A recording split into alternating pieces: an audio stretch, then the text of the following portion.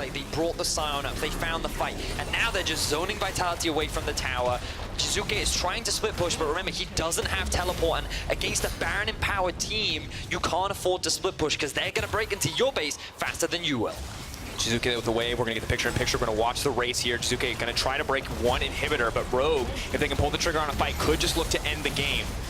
Inhibitor traded, or at least one taken down there. They're not going to be able to back soon enough. Vitality ready to stop those recalls so Jizuke can complete the inhibitor take. Wow. He actually trades an inhibitor in this situation. He's going to keep going. Whoa, they're trying to stop these. Wanting to get that one out, and he is going to stop it. Jizuke, this is Vitality 101.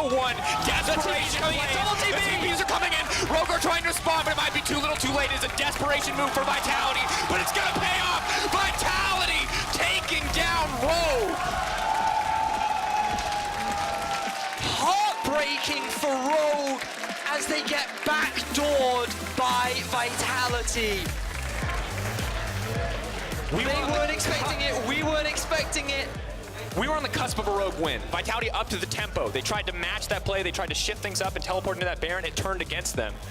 But then they did it one more time. They upped the tempo one more time. They took one more big risk, and that one paid off. And I feel like in that last one, Rogue just needed to commit. They needed to make the decision. Welcome back to our coverage of the LEC Spring Split. After a heartbreaking loss to Vitality last week, Rogue now look to continue their growth and finally secure their first win.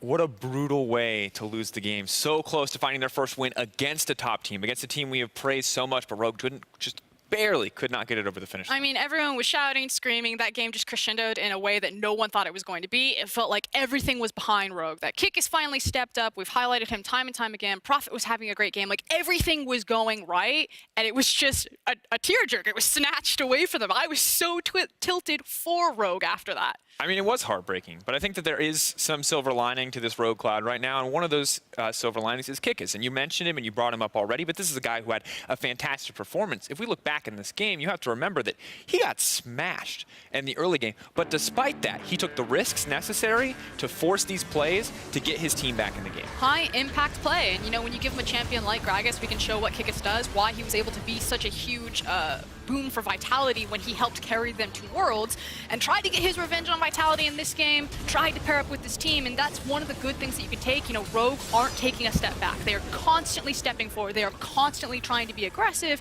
but it just hasn't paid off for them yet. And right now, you just kind of hope that Kikis can keep that same performance going. This is a Rogue team that needs a little bit of consistency right now, needs players like Kikis, like Prophet, as you mentioned earlier, to step up, to kind of be a strong point for this team. And it does feel like if you are on the opposite side, if you're Origen, you're a little nervous heading into this week, because Rogue was kind of considered down and out, not really worried about across the board, but they do feel a little bit more terrifying than they have in the past. I mean, frankly, for both Origen and Rogue, you're starting to see a turning point. Both these teams, while it's not necessarily reflected in the scoreboard, are making improvements and are making developments. And really, the only people that Origen have been playing are themselves so far. So as soon as they clean that up, it should be a good turning point for them. And realistically, the Origen problem is kind of a unique one, and it's hard to say exactly what is going wrong. Well, tonight is a new chance for Rogue to get their first win, and as we head over to the caster desk, earlier today, Medic caught up with Origen's coach. Let's see what he had to say about the Origen struggle. Thank you very much, Dracos. I am joined by Andre Giotto. Is that how, did I get it right? You tried, you failed, but everyone does. So. It sounds like Origen split so far then. You're 2-4, you've only been in Fnatic and SK so far. Why is it that you guys don't seem to be able to get those wins? A lot of factors. I think that one thing that we have different from all the other new teams that obviously needs to get in to get to know each other and to get a good style together. We are also adapting to a new lifestyle, and that obviously comes with some difficulties. We are also figuring out how to optimize it, so there's a lot of work being done behind the scenes. Obviously, our plan was not to start 2-4, but our plan is obviously, and it still is, to reach the playoffs. Last spring, last split, I also remember that we started 2-4 in Schalke and we managed to reach the final. So it's not like we are on an alarming situation, but. I truly believe that with the new change that we made also coming into this week, that we are on a brand new track and on a good one. So now it's just trying to get to do our best on stage, and hopefully we'll get a 2-0 this week. Okay, so you highlighted a few things there. You said there were some new changes you made coming into this week. Do you mind talking a little bit more about that? We adapted a bit our schedule, taking in consideration the trips that we are doing. Also, and that influences obviously the amount of scrims that we are playing. Also, the activities that we have outside of the game. Kind of diminishing a bit the amount of work time that we have, so that we can be more effective instead of practicing a longer amount of hours. And in general, the environment and the well-being of the players have improved coming into this week. So yeah, those changes I think will have a good impact coming for this week. Okay, I think that's really good because a lot of people will look at Origin and see some very strong players, like Cold, Nukeduck, Alfari, Mithy, Patrick, Sheriff, Patrick now, sorry, all really strong players, and it feels like they are less as a team than they are as individuals. How do you think you're going to change that? I mean, I think we have extremely good players.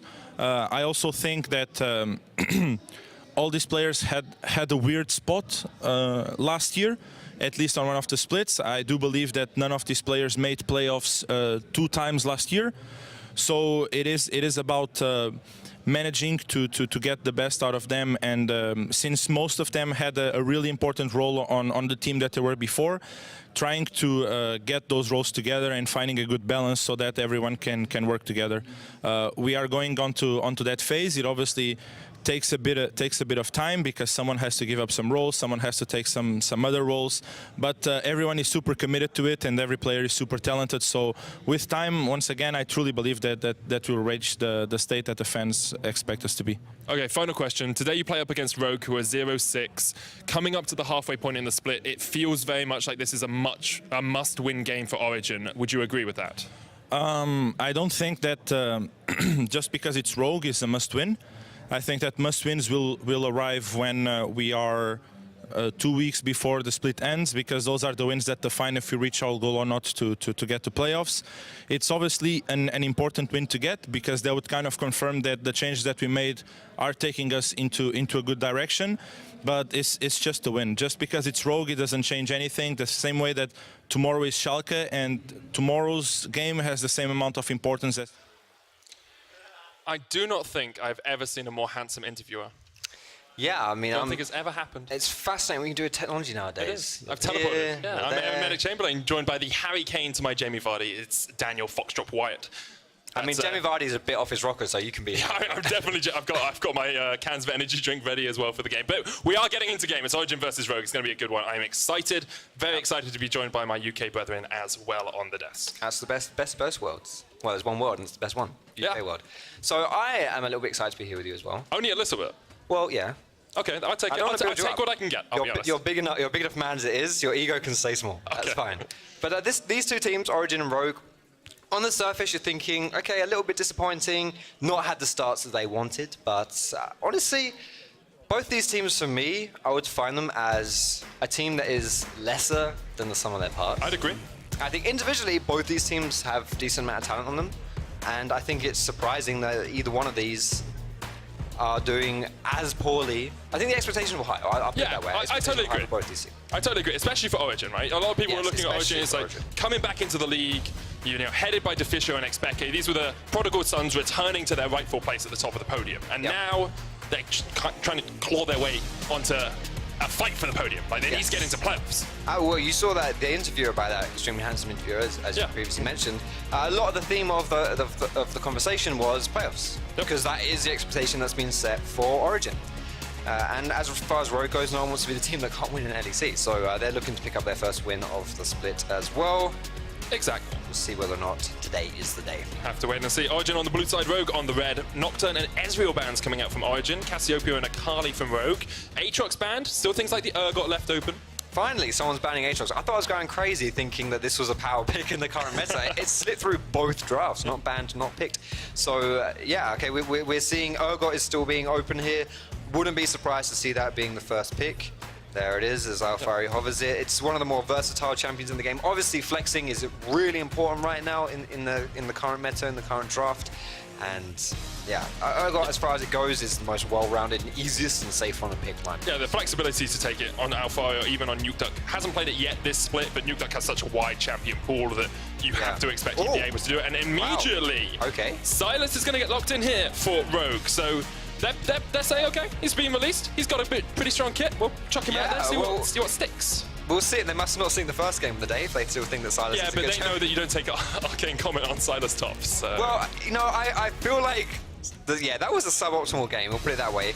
But, oh gosh, we've already got the Draven Morgana bot lane locked in as well. And that's going to be a blind Draven as far as the wide carry going up against. However, when you have Lucian off the table, Draven is quite an important pick. A lot of teams will actually ban the Draven away if you're playing versus someone that can play the Draven, especially if Lucian's not open, because it's the only one that can go toe-to-toe. So right now, Rogue have already got a bot lane that's going to be struggling heavily. Morgana considered a counter into Alistar as well, and just a very aggressive bot lane, and Origin can definitely look. They've got two strong lanes already set up in that Urgot and that bot lane. Yeah, and we've seen so consistently Rogue's bot lane be one of their weakest points. You know, Hiku falls behind in lane, so give Patrick something he can carry from that bottom lane on. And it's what we tend to see from Origin, which is a strong bottom side of the map. Their AD carry support is always where they prioritize in this pick ban phase. We are getting through to the second rotation of bans. Sejuani taken away by Rogue, Olaf removed from Origin, so very much junglers getting pinched out. Yeah, well, junglers haven't been picked yet, unless the Silas is going to be a Silas jungle for Kikis. Ooh. Would not be that surprising, considering the type of player that Kikis is. Not afraid to innovate, a very aggressive jungler as well. Silas does struggle a little bit into tough jungle matchups. Okay. If you're playing versus a strong duelist, for example, you'll have to concede a lot of your jungle pressure. So I would be a bit surprised, honestly, if Rogue were to take this as the jungler, when you still have people like Kha'Zix and Xin Zhao open. But it's the power of flex picks, isn't it? Exactly, but this is it. It's a bit of a mind game, and you don't know 100% what's going down here. I would assume it's probably going to be a solo lane Silas, but for now, jungler's been taken off the board. You've got Xin, you've got Kha'Zix, like I mentioned before, still available here. But honestly, not a whole lot is up on the board right now. Yeah, I think you have that flexibility with the Silas and with the Urgot that really this second phase of bans, there's no point pinching a jungle, a top pool or a mid pool, so you pinch out the jungle. Lissandra just one of those incredibly strong picks with the Aftershock. We've seen it work so well in previous games. So now Rogue will probably look towards, I want to say they'll look towards picking their jungler, because you want to leave the flexibility of top mid with the Silas open, and that's exactly what it's going to be. Good Kha'Zix prediction. Bit of a blind Kha'Zix can be a bit risky though, is weak in those first 6 levels. So I would, you know, the Xin matchup is a really interesting one. It's often considered a counter to Xin, the Kha'Zix is, but I think, you know, if you play it properly in the early game, you have strong enough lanes, and you can absolutely run over Kha'Zix. Just want to touch on the bans a little bit here though. Rogue opting to ban that Gragas. We're assuming that's the jungle pick. It could be a ban over, well, even though Morgana's been picked, could have been for that Mithy. Maybe get rid of his We're seeing quite a lot of invention here. We've got Silas on one side, we've got Nunu on the other side. Only seen Maxwell bring that out as far as I remember so far in the LEC. But it is one of those picks that's rising in prominence, especially the jungle role in general is turning into a bit more of a supporty role. Especially on the next patch, you'll probably see that. You'll be seeing a lot more of the Ivans and stuff like that. So how does, we'll talk a bit more about it in picks and bans, but the Kha'Zix Nunu matchup is one I do want to break down. Now we have the Syndra locked in for Nukeduck in that mid lane. Rogue probably looking towards a mid lane counter of their own. I doubt it will be Lux. Although, as Reddit likes to say, if she was released today, she'd be the most overpowered thing in the world. Reddit says a lot of things, right? It does. Zori wouldn't be a bad one here. I think the Syndra blind pick is something we've seen a few times in professional play. It's one of those that is relatively safe, especially if you have not got a losing jungle matchup, so you can get a little bit of help. And it is going to be that Zori, so not a bad matchup for either one of these two mid laners. Nukeduck with his champion Ocean, I'm sure knows how to play into pretty much any matchup that goes down. And it will be that Silas in the top lane, which is a little bit... it's unsurprising, although I am going to be slightly worried for him, because Urgot is a tough laner to play against. Oh, it definitely is. And we already saw in that first game, Jace. I think, you know, maybe Jace is harder to play versus, but it was Silas into Jace, and Silas got absolutely blasted in that lane. So I think that, you know, it's another tough one, but we'll see what happens this game round. Yeah, I think our main early game discussion is going to be around the jungle pathing, what these junglers do in the early game, and then around that top lane as well. Because as soon as you have someone like Silas come onto the Rift, you have to just break down exactly how he approaches his gameplay. But generally, let's have a quick talk about what these teams are trying to do. To me, if you look at the side of Rogue, they've got quite a lot of pick potential with the Zoe, with the Chain of Corruption as well. Yep. Their team fight's relatively good. And then on the side of Origin, it just feels like you've got a couple of frontline tanks with a lot of damage behind it. Yeah, I think it's kind of tough because the jungle pick from Rogue, the Kha'Zix, is he'd look to use his early game strength against the Nunu, but it's very hard to do that when you have both your side lanes are most likely going to be losing lane. Like Urgot should beat Sylas, and Draven Morgana will absolutely beat Varus and Alistar unless something catastrophic happens down there. So we'll see, like mid lane is really the only lane that Kikis can play around. The Kikis is a very good jungler, let's not forget. At the end of last split, at the end of the summer split last year, he basically carried Vitality into playoffs. Took them to Worlds, where so, they beat RNG, where they beat Genji. Yeah, they were very... Kikis is not far from being one of the best junglers in EU. I definitely agree with that. Not currently in standings position, of course, sitting at the bottom at 0-6-4 Rogue, and they will think of this probably as a must-win game. You know, 0-6-4. Wow, that's a lot of games they've lost, man. Oh, Fox job. You said it, not me. As we're getting into the Summoner's Rift, as they say, what do you want to talk about? I would like to talk about a little bit more about the bot lanes. Okay, let's do that. Because I think anytime you see a Draven, it's quite an exciting champion to pick up. Twitch chat, spamming Big Brother, all that lovely business. But outside of that, outside of our friends over in Twitch, I think it's just one of those picks that demands respect and attention. If you're playing against it and you don't go to that lane, there's a good chance Draven will just run over your lane opponent. And likewise, if you're playing with the Draven, you know that that is a lane that's always going to have some measure of either kill pressure or just general pressure that you can then play around. So for example, if you want to go for, let's say Cold invades the bot side jungle, there's a good chance that your bot lane will be there to back you up if you want to make that aggressive play. So it opens up a lot of the bot side of the map if you are Origin here, and whereas Cold hasn't picked the most aggressive of jungle champions in that Nunu, it's still somewhere that he's going to be looking to try and influence, maybe a lane gank down bot lane as well. With the biggest ever snowball. That massive snowball. Oh, talking about that pressure in the bottom lane, though, it's good to see Hikyu going for the Corrupting Potion. Knows he's probably going to take quite a bit of poke, and also has the Arcane Comment, so I expect to see him spamming up those... Well, that's the only way he can win this lane, right? Is like, you're not going to go toe-to-toe with Draven, so if you can poke him, get a bit of damage down that way, then yeah, maybe. You know, maybe you can actually have a bit of a fighting chance, and, you know, maybe some things can happen, but really it's just Morgana, or Alistar into Morgana.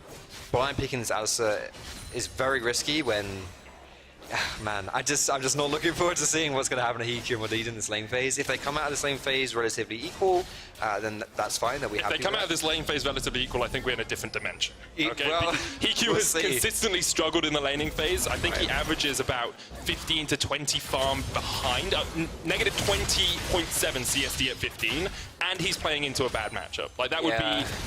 It would be just alternate dimension Hikyu. I mean, already we're seeing, you know, they're pushed under their tower. Hikyu's having to farm under CS under tower. Patrick is, I mean, if you can see that little Draven ahead on your minimap, he's genuinely like, sometimes moving literally under the tower just to throw out some axes on the opponent's there. Like, it's so much pressure coming through here, and that puts so much strain on the junglers as well. Kikis especially is going to really look to see, okay, do I help these guys? Can I help these guys? That's the question, or right? go somewhere else. If he thinks, I can't help these guys, you're looking probably at mid lane because of the gank potential with Zoe. Maybe at top with Sylas, you have got the abscond. You've got good gank set up at least. And once we reach level 6, this is something which we didn't touch upon much, but was a heavy criticism of the Sylas pick against...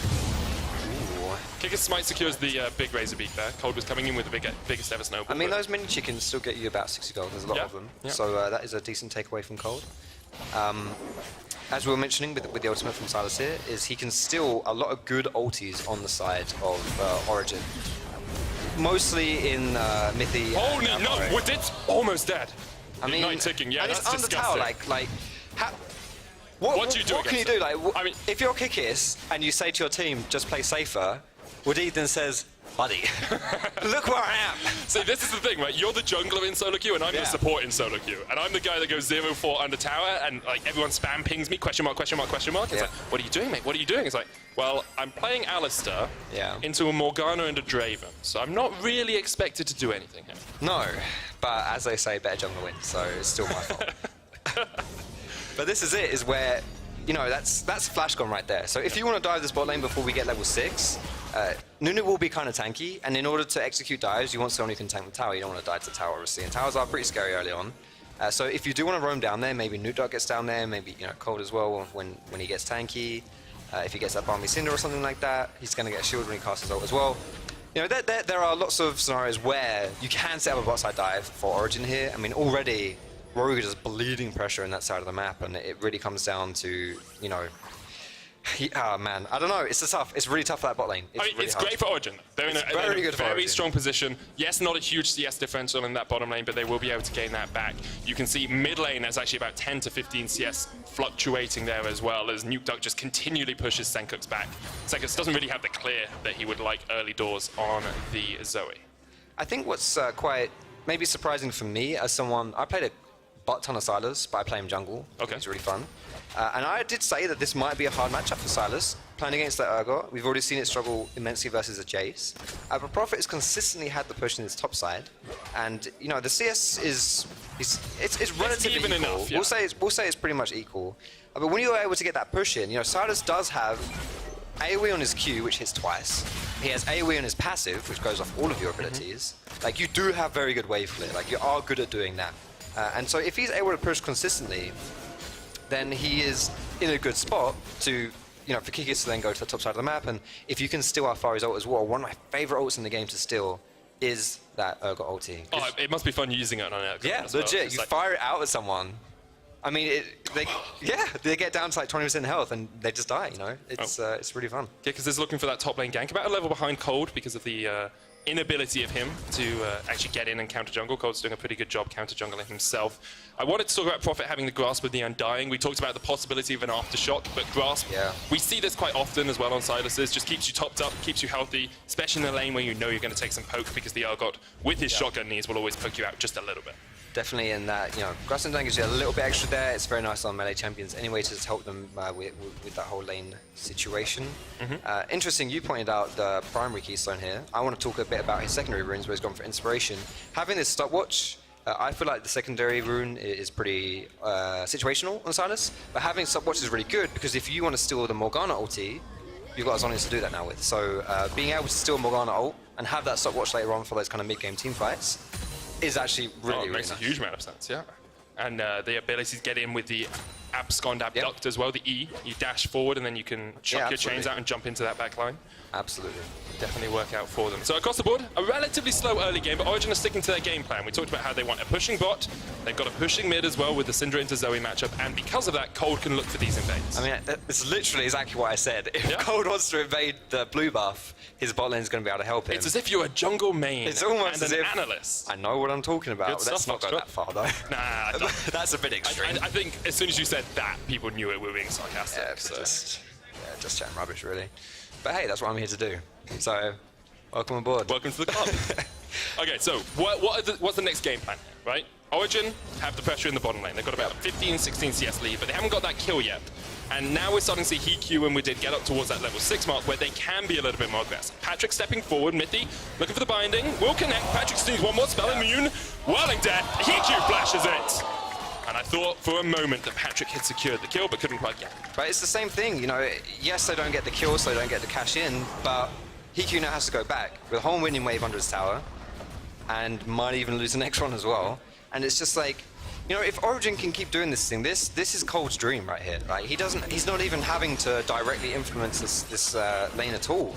And you'll think, you know, this is going to soon translate into dragon plays for Origin as well. And if they want to go for that first blood tower, if they end up picking the Herald or something like that, if you just run that down bot, it's like, for Origin, they don't really have to change anything right now because what they're doing is totally working.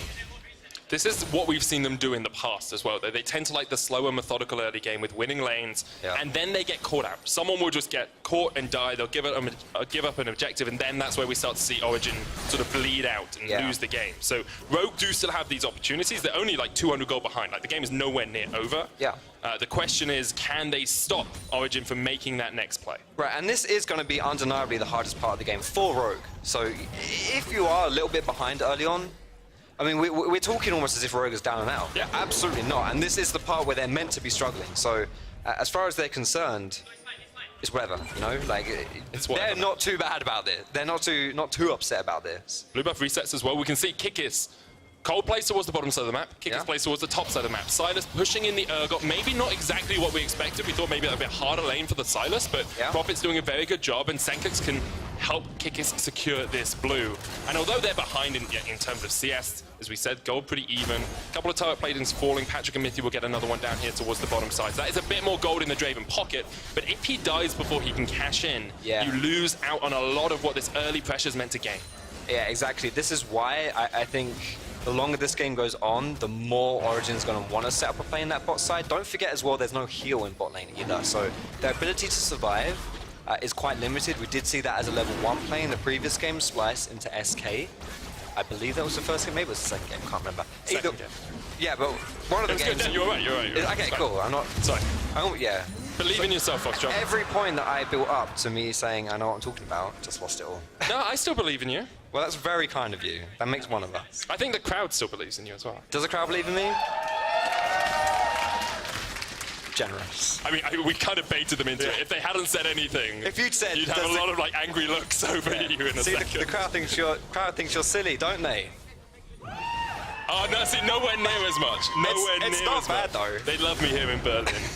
Everyone's Okay. watching Reddit. 700 goal lead for Origin. Still this push in from Patrick and Mithy in the bottom lane. Maybe there's an opportunity for Kickers to do something down towards this bottom side. But look at the river control. Look at that vision control from Origin. Holy smokes. 4 control wards. Well, if you didn't know where Origin were playing before, they've highlighted it for you incredibly well. 100. This is it. You know, Origin are just leveraging the pressure that they've got in the spot side of the map, and it's working very well for them. Alfari swapped out from his TP to... Sorry, he swapped out one of his summoners for with the unsealed spellbook. He's got that ghost now. I would like to see whether or not... Oh, he's actually popping it here. Here we go. Goes in. Looking for the chase. Prophet. Gets some damage down with the It'd be chain scary. lash. Shot duck knees comes out. Alfari looking for the ultimate. Vivian connects. He's pulled into the meat grinder. And first blood comes at 11 minutes 20 seconds. Officially the longest first blood of this split. Wow, there it is. We're setting records left, right, and center today in the LEC. I was just about to fumble my way around saying that Alfari swapped out both his summoners here for the Ghost and the Ignite, which are both superior summoner spells if he wants to go for that solo play. And what do you know, 10 seconds later, Prophet is down.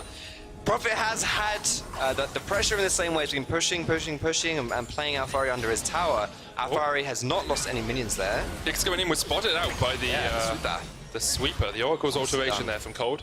Of course, you can't target someone, but you see No. that red outline, you know they're there. You know they're there, so you can play and react accordingly. And here it is. We're going to see the solo kill once again. Prophet is not really expecting this, and there is an Ignite and a Ghost here. So if the Ghost gets popped immediately, it's really good for a champion like Urgot, who just wants to stick onto you and run at you and just like gun you down. Really good at doing that. And then when you have the Ignite, Fear Beyond Death, easy peasy lemon squeezy, he's gobbled up to first blood, plus 400 gold into the pocket of Alfari. And this is going to be a big swing into that top lane, where previously Prophet was constantly pushing. It should be now Alfari doing the pushing. And you can see Origin actually bringing all 5 members up towards this fight. We did there on the front line, but Rogue maybe trying to collapse from both sides. Rift Herald going down, the smite comes out. It's on the way by Kickers, now the fight erupts. Woodid jumps onto the back line, Patrick forced away. Cold there on the front line as well, but Woodid is just going to try and get away from this one. Rogue pops the stopwatch, but soon enough he will be not long for Summoner's Rift. He's down, Origin get 2 kills, they lose the Rift Herald, and I believe it was picked up as well by Rogue. Rogue gets that Rift Herald and sacrifices 2 players for it. If we were perhaps 10 or 15 minutes later into this game, perhaps Rogue would have won that team fight when their champions had hit those item power spikes. But as it stands, not going to be able to win that one. Maybe we're going to see it again. Just a really nice smite steal from Kickers, but too early from Cold. But this really begs the question, you're playing Nunu. That is unforgivable to lose a smite fight when you're playing Nunu when you have to consume as well. And like I mentioned, at this point, Rogue just don't really have the iron power spikes to make this play. Specifically looking at that bot lane, if you're comparing the Draven and the Varus just in the pure 1v1, just a 1-to-1 comparison. Obviously that, you know, you're going to come out on top with that Draven. And something that I do want to just quickly point out though, oh, okay, no, we're good. I thought that was going to be a bit spicy, but it wasn't. This could be a gang coming into the top lane though. Here we go. Kick is there as well as Woodid. Alfari. Yeah, it's not really going to be able to go too many places. Stunned up, locked down. First kill of the game for Rogue. They get the shutdown on towards the Urgot. They're going to lose the first blood tower here because bot lane only has 1 plate. But I tower plate is actually worth more than first blood tower anyway. So it's actually not that much. You get 150 from killing first blood tower, and you get 160 for killing plates. Yep. So it's actually not that bad if they put this Herald top. Sadly, they're about 10 seconds too late in order for them to actually get all of the plates there. But they still got some, if I'm not mistaken. I'm just checking to make sure they actually got any. I think the turret plating falls off as Herald charges, It's so they've got no literally 2 plates out of seconds it, too late. Like, which is a literally. big shame for Rogue, of course. But 2,500 gold down now. Rogue a little bit in the hole.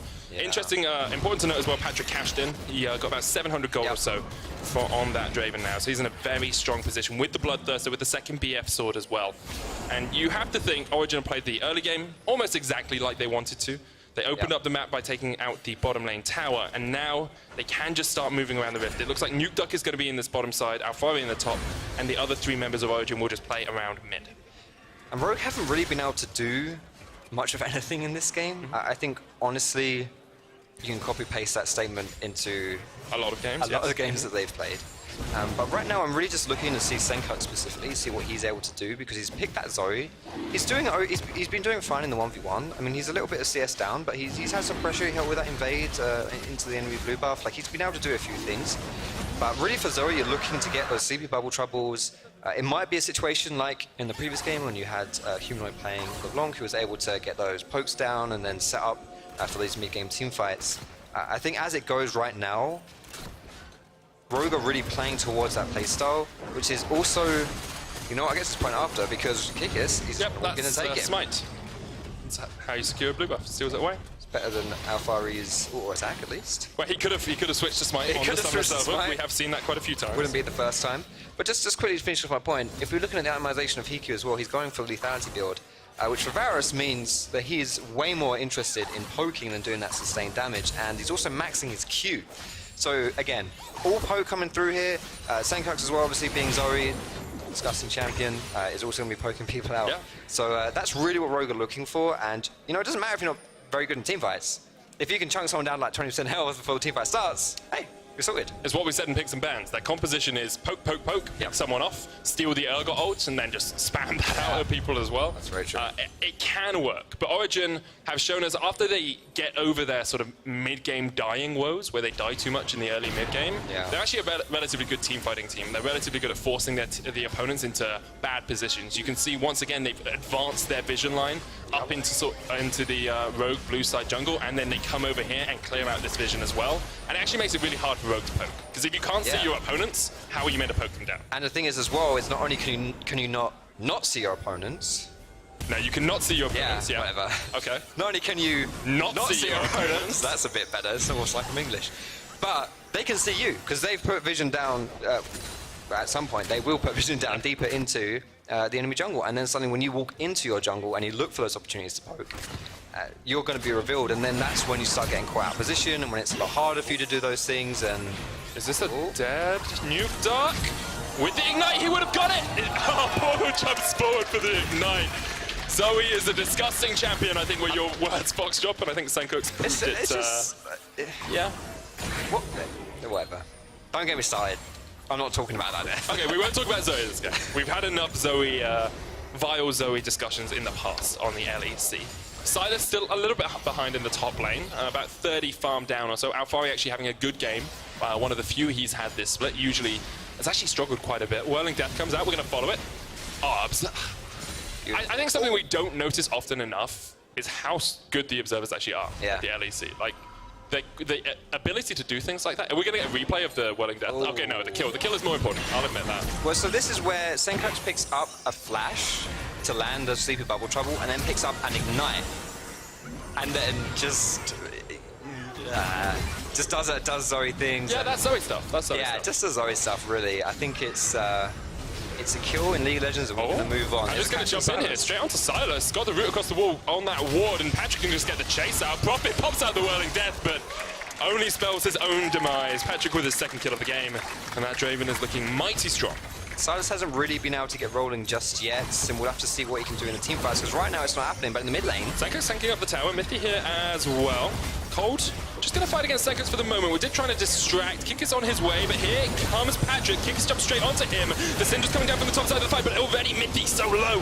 1 kill on each side. Kicka's jumps onto the back line, gets Mithy as well. Alfari, though, getting onto Hiku, and we did knock back into the tower. We did looks for the stun. Hiku caught out, brought back into the meat grinder. And Origen will come out with 3 kills to 2.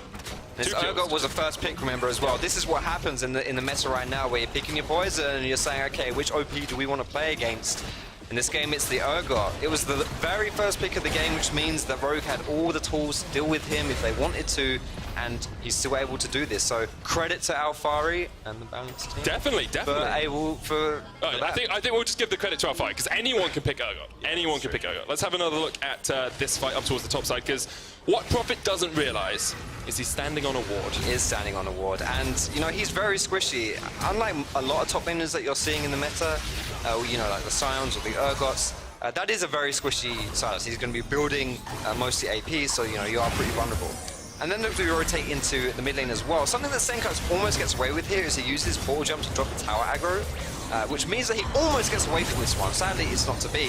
And whereas Kigis, if you keep your eyes on him right here, he's evolved his wings at level 11, so he has these leaps, he has those resets, which in skirmishes like this, if you can find those mop-up plays, the clean-up duty, then you can do it, and you're all good, and you can pick up a few kills, and this is the biggest reason why Rogue was able to get a few kills in that play. But, you know, as far as it goes, not able to get too much, and Origen come out on top. Yeah, Origen definitely on top. Double Mountain and an Ocean in their back pockets now. 20 minutes into the game, they're about 4,000 gold ahead. They broke that mid lane tower while we were watching the replay as well, so in a very strong position all around, and you have to think, next up, get vision, go for the Baron. They don't really have a huge amount of range on their team, so it'll be quite hard to siege towers, although you do have the poke coming out from the Syndra, of course. And it's something where you're going to want to look for a catch before you go for the Baron, at least unless you can sneak it away, because you do not want to try a Baron play versus the poke of Rogue. Like that, it suddenly becomes a lot scarier than if you were to do it against a different team comp, because those Paddle Stars and the Varus arrows, man, they hurt. Oh, Alfari's going to get the chase onto Kickers here, but we did just left to the wolves by his team. Both Sankooks and Kickers ran away, and we did pops the ultimate, but not really much you can do to survive in that case. Nukeduck gets the kill. Prophet will get bot lane tower, but you have to feel it's a mere morsel of consolidation. Well, kill for tower is not too bad by itself. Yeah, but now you get Baron vision. It's You top can do- side of the map versus bottom side of the map. Of course, so you can set up the Baron vision and stuff like that, that's nice. But, you know, I'm being an optimist for Rogue here. Okay, let's be an optimist. We'll be an optimist for Rogue, because I don't want it... You know, we are 20 minutes into this game, and Origen are in the driver's seat, and Rogue have yet to pick up their first win in the LEC. A lot of people will be writing Rogue off for this game. But I think, you know, right now, there are still ways that Rogue can get back in. We've talked a lot about the poke, and I don't want to sound like we're just kind of, you know, that's all we're talking about because that's all Rogue has. But if that's their win condition. That is all they have. So that's all we're talking about. You know, Rogue really needs to be able to set themselves up in positions where they can get those pokes down and then set up for more favorable team fights. But Origen here, they are sneaking the Baron away. Now, this is where the poke can begin, right? Exactly. You can poke into the pit, but Cold, of course, with the consume on the Nunu, relatively tanky. Baron resets, Sleep lands, Sleepy Trouble Bubble onto Patrick. Not going to be able to do too much more with it. Redemption comes out as well. Sanko's actually, they've just disengaged. They don't want to fight it. They're going to give up the Baron. Origen secure it. 23 minutes in, they'll take it. Why? And with it, a monumental lead in this game. Why is the question? I think why indeed. I'm slightly skeptical of that, personally. These are professional players. They are. I'll give them the benefit of the doubt. They know more than me. But, having said that, I think when you do have the poker Zoe, you do have Varus as well. There's TPs up on Silas and on Hiku. They could have been there. And, yeah, I don't know. I mean, if you want to go for at least a smite still, that is very difficult versus Nunu. But I think it's already happened once this game with the Herald. Exactly, right. But, you know, I don't know. I feel like, considering what this Baron does, Baron versus poke teams is really, really powerful, because suddenly it becomes a lot harder to wave clear with the arrows and to wave clear with the paddle stars. And you don't really, you can then like split push and stuff like that as well, and poke doesn't work too well when you're kind of diversifying the threats on the map. So it becomes a lot harder for Rogue to now deal with what Origen's going to be throwing at them, and they were already struggling with it. So, you know what, I don't want to call them out too much on it, but I think that this is now going to be a point in the game where Origen's really going to look to put the nail in the coffin of Rogue. They definitely should try to. Rogue have started to get some of those items in, though. You've got Duskblade finished on Kikis. He's 3-0-3, doing a relatively good job building up towards either a Yumu's or the Edge of Night next. Looks like it's going to be the Yumu's with the Serrated Dirk and the Corfield's Warhammer. You've got double lethality on Hikyu, so his poke's going to be doing quite a bit as well. The Luden's Echo finished on Senkux, building up towards a Morello Nomicon. Morello Nomicon. That is the benefit if you're going for a full lethality build on the Barrows, is if you do itemize into Edge of Night, it helps with the fact that you don't have much protection around you. So you will have that spell shield, which might, help you out a little bit. As Origin are sieging in the top side here, just going to take that tower. Alfari in the mid lane as well. Looks like this Baron buff might be able to do a little bit more with it, but as far as Rogue's concerned, they're holding on. It's only got a minute and a half left. I mean, Rogue are a little bit split here, right? Kickers is behind Origin, and they know he's there because he cleared out a pink ward, so this tower's pretty much gone. Maybe they'll look for a play afterwards if they can land the Sleepy Trouble Bubble, which they do. Don't get connected with the paddle, sir. Senkers decided not to take the port of jump, but once again, Kickers walks over a ward, and it's something Origin have done so well this game that we highlighted early on. They set up the vision before they try and make the play, right? So they got total control of that red side before they went to get that tower. A really good article on Lowey Sports by a veteran. Former H2K coach? Yep, former H2K coach, fellow Brit, who said that Origin's a good team, they just lack strategy. And I think this game, it sounds like Origin have done a lot better on that front.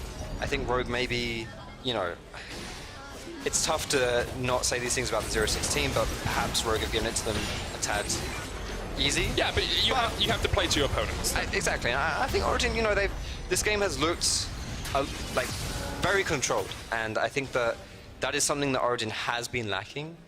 Personally, I think that they've just looked a little bit hit and miss. Yep. And in this game, I guess a miss. It's definitely a hit from them. No, I can't say Oh, sorry. I'm sorry. I didn't really get what you were going for there, Foxtrot. You got to keep up with your memes, bro. I'm not very good at memes. I make them, I put them up on Twitter, but I don't. All I've got is like, You have a ghost, right? let's get that bread. Yeet. No, I do not ghost write my memes. I know some people, some casters, maybe part of a duo that starts with Medi. They get ghost written. Yeah. He's ill. He's not here. He can't defend himself. He can't say that. Hey, I live with the guy. Okay, if he's coughing in my bedroom, I can flame him. All right. That's how it works. That's as the famous saying goes. Yeah, incredibly famous saying. But Rogue do get a mid lane tower. A 7,000 gold lead still for Origin. You can see it's just been a steady rise, right? This is the methodical macro-based play that we expected from Rogue when they came into the split. And maybe the adaptations that Andre talked about before the game, the better work-life balance, the adaptations to traveling, are actually starting to have a good effect for Origin, because this looks like a much stronger team than the team we saw last one. This is why it can be so hard to kind of just break down and analyze teams, because there's so much going on behind the scenes. Exactly. Even just lifestyle stuff, like Andre was mentioning. It's like, when you ask him about playoffs, 90% of what he was saying was nothing to do with Summer's Rift. Yep. And it's one of those things where it's like, it's important, you've got to look after yourself, and you've got to look after the people on your squad. And it's just, if you're sitting at home, posture, sit upright, drink some water. Stay hydrated. Stay hydrated. LEC has been on for 3 hours now. You should have drunk 350 milliliters of water. Stay hydrated. Are you chatting rubbish, or is that true? Are you chatting? I mean, you're a doctor, but I trust you. But a lot of streamers have a stay hydrated bot. yeah, I had one of those. Yeah, I thought you did. I didn't even put it in there myself. I just found its way in there. 8 glasses of water per day is the average. About 2 liters for a normal human. I drink about 3.5. Because you're. So I'm an uber human, obviously. Yeah. Okay. Just need the extra water. Yeah. No, maybe not. Maybe not. Well, that's fine. If you want to say that, that's fine. The Kikis is waiting for someone in the bush here. That is like the last person he wants to see is an Alfari to face check him. If it gets a little bit, cheeky and maybe he finds Patrick or Nuke Dark or even Mithy, maybe he gets a summoner there.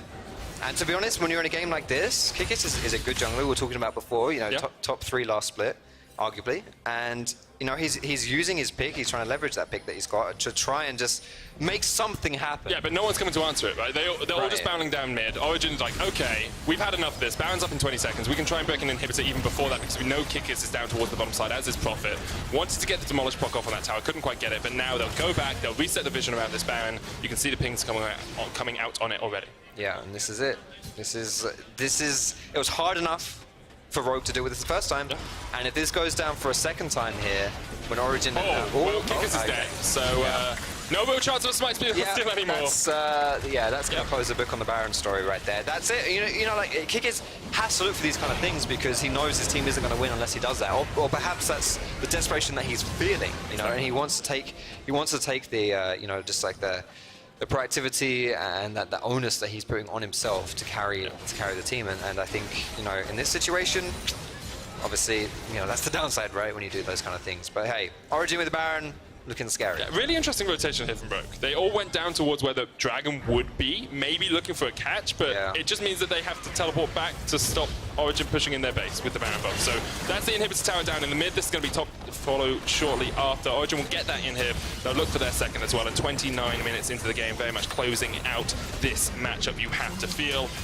Origin looking for their third win of the LEC, and maybe a route to winning ways. Just painting by numbers at this point, Minik. That's exactly what they're doing. Yeah. Just. Did you ever do that as a child?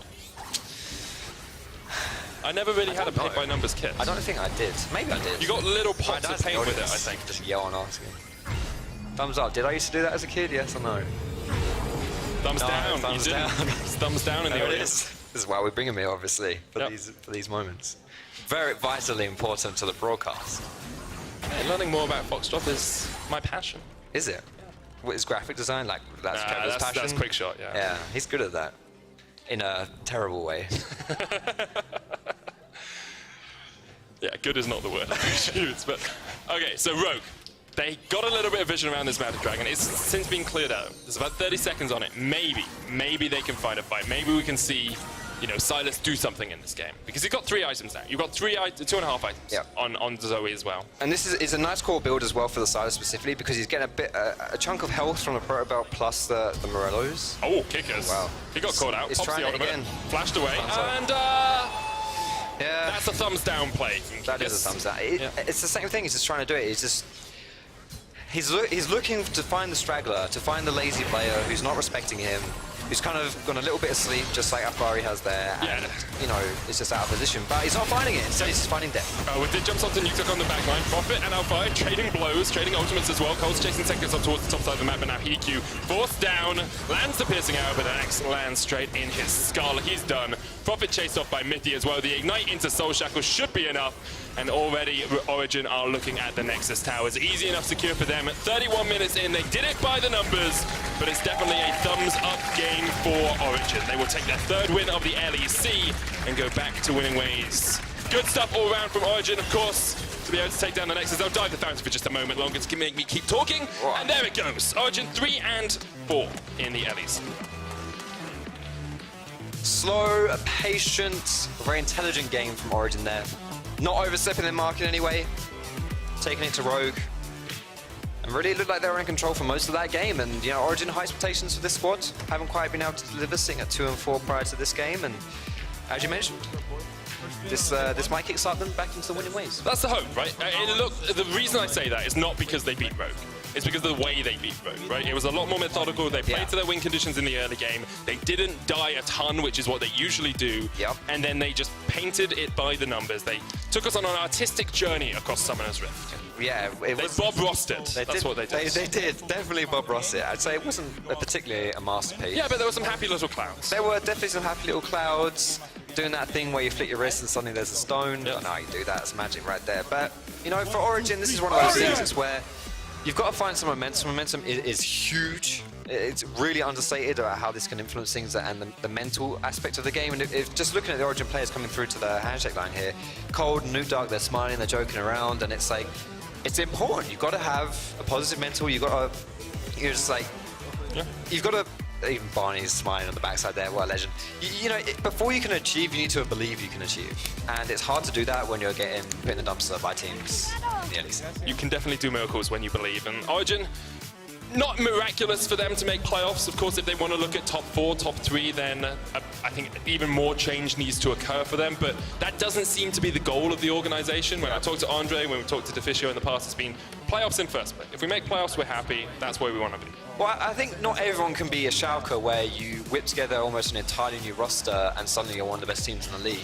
I think realistic expectations for a lot of these squads who have kind of blown up their rosters and started something fresh is, it takes time to gel, and you got to find your stride. Mithy has spent the last year on vacation, playing in the LCS, and so coming back into EU, he's got don't look at me like that.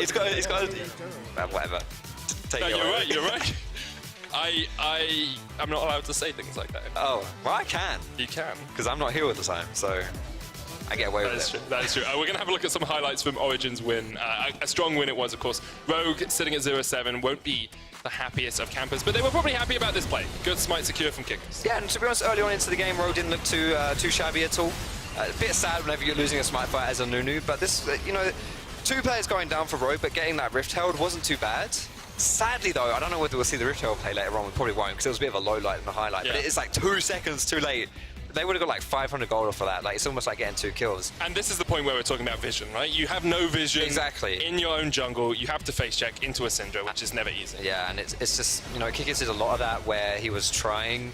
I don't really want to put the blame squarely on his shoulders, because even though these plays didn't look great and just got caught out, there's almost a sense of I don't know if desperation is the right word, because that feels kind of harsh, but there is that sense of, I've got to do something here. But either it works or it doesn't. Yeah, I see nothing wrong.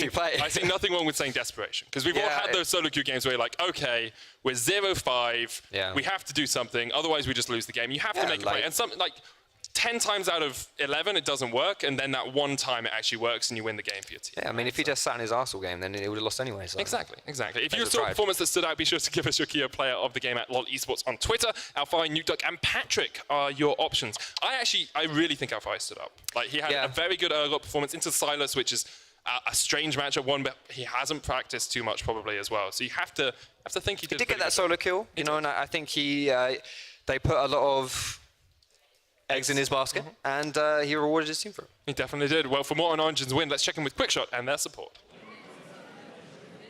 Thank you very much, Medic. I am joined by Mithy. First of all, congratulations on the win. Personal note, really happy to have you back in EU playing. Thank you. When you walked over after the game, I was expecting more smiles and happiness. Why are you not as celebratory after taking down Rogue? I mean, I'm happy, but I'm not celebratory. I was kind of celebratory in-game, but I knew 20 minutes into the game that we had it in the bag, so yeah, League is a slow game, so I just, like, once we won, I already knew we had won, so yeah.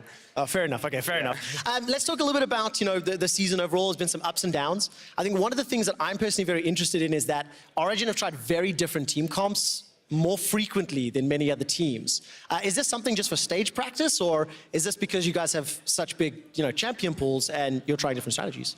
I don't think it's either or. It's just mostly we're trying to figure how our team works and what champs work for us and what we want to play. We're a very new team, and I think that's really how it should be. Some teams came in strong the first few weeks, but then they are not having such an easy time now, and you want to try and play the long con, and that's what we're trying to do. And yeah, it might not work, but this is our way of dealing with this. Interesting word choice. The long con, not the long game. We'll talk about that one later.